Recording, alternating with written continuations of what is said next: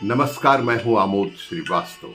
Amazing thought, amazing message, amazing information की दिशा में आज एक कदम और आगे। आज के इस चिंतन का विषय है विधि का विधान। आपको ये मेरा वीडियो अच्छा लगे तो लाइक करें, शेयर करें और लाल बटन दबाकर सब्सक्राइब अवश्य करें। साथ ही बेल आइकन दबाना बिल्कुल ना भूलें। आज के इस चिंतन का विषय विधि का विधान।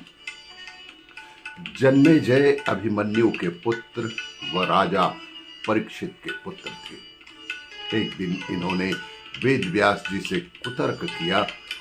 जहां आप थे, भगवान श्री कृष्ण थे, भीष्म, द्रोणाचार्य, धर्मराज, युधिष्ठिर जैसे महान लोग उपस्थित थे, फिर भी आप महाभारत के युद्ध को होने से नहीं रोक पाए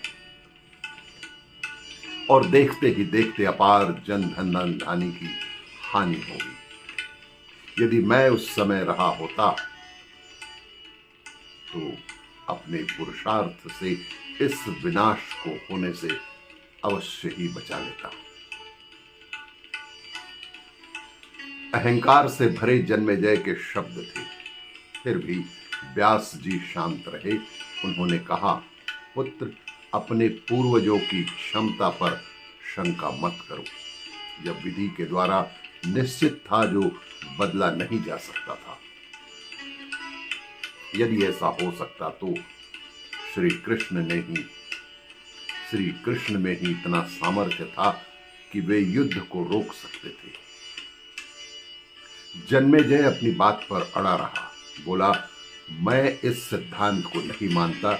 आप मेरे जीवन की होने वाली किसी होनी को बताइए, मैं उसे रोककर प्रमाणित कर दूंगा कि विधि का विधान निश्चित नहीं होता है।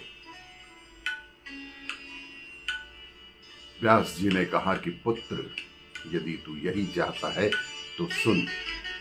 3 साल बाद तू काले घोड़े पर शिकार करने जाएगा।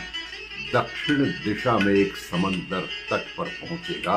वहां एक सुंदर स्त्री मिलेगी तो उसे महलों में लाएगा, उससे विवाह करेगा, उसके कहने पर यज्ञ करेगा। उस यज्ञ में युवा ब्राह्मण आएंगे। वहां एक घटना घटित होगी कि रानी के कहने पर तू ब्राह्मणों को प्राण दंड देगा। इससे तुझे ब्रह्म हत्या का पाप लगेगा, जिससे तुझे कुष्ठ रोग होगा एवं तेरी मृत्यु का कारण यही बनेगा। इस घटनाक्रम को रोक सके तो रोक लेना। वेद व्यास जी की बात सुनकर उसने शिकार पर जाना ही छोड़ दिया। परंतु जब होनी का समय आया तो इसे शिकार पर जाने की बलवती इच्छा प्रकट हो गई। इसीलिए सोचा, काला घोड़ा नहीं लूंगा। पर उस दिन उसे अस्तबल में काला घोड़ा ही मिला कि सोचा दक्षिण दिशा में नहीं जा पाऊंगा और दक्षिण दिशा में नहीं ही जाऊंगा। परंतु घोड़ा अचानक अनियंत्रित होकर दक्षिण दिशा की ओर ही चला गया और समुद्र तट पर पहुंचा। वहां एक सुंदर स्त्री को देखा, उस पर मोहित हुआ कि सोचा इसे शादी नहीं करूंगा।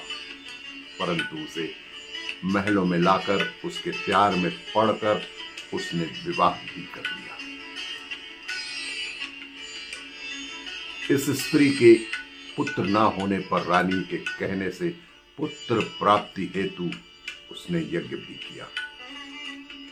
उस यज्ञ में युवा ब्राह्मण ही आए। रानी ब्राह्मणों को भोजन करा ही रही थी, तभी हवा चली और रानी के वस्त्र उड़ने लगे। यह देखकर युवा ब्राह्मण हंसने लगे। रानी बेहद क्रोधित हुई।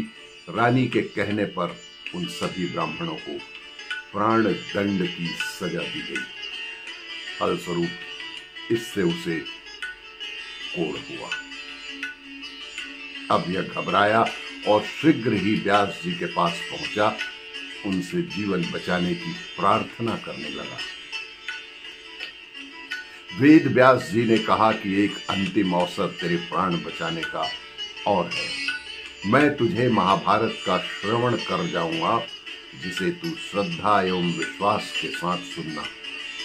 इस महाभारत के श्रवण से तुझे अवश्य ही लाभ मिलेगा। इससे तेरा कोढ़ मिट जाएगा। परंतु यदि किसी भी प्रसंग पर तूने अविश्वास किया तो मैं महाभारत का वाचन रोक दूंगा, फिर मैं भी तेरा जीवन नहीं बचा पाऊंगा। याद रखना, अब तेरे पास यह अंतिम अवसर ही है। जन्मेजय श्रद्धा विश्वास से श्रवण करने लगा। इसमें भीम के बल का वह प्रसंग आया जिसमें उसने हाथी की सूंड पकड़कर उसे अंतरिक्ष में उछाला। वह आज भी अंतरिक्ष में घूम रहे हैं। जन्मेजय अपने को रोक नहीं पाया। वह बोला, असंभव, ऐसा कैसे हो सकता है। व्यास जी ने महाभारत का वाचन तत्क्षण रोक दिया। व्यास जी ने कहा कि पुत्र, मैंने तुझे कितना समझाया परंतु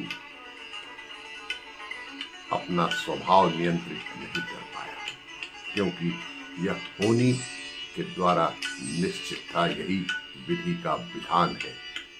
व्यास जी ने मंत्र शक्ति से आह्वान किया। हाथी पृथ्वी की आकर्षण शक्ति में आकर नीचे गिरे और व्यास जी ने कहा, यह मेरी बात का प्रमाण है।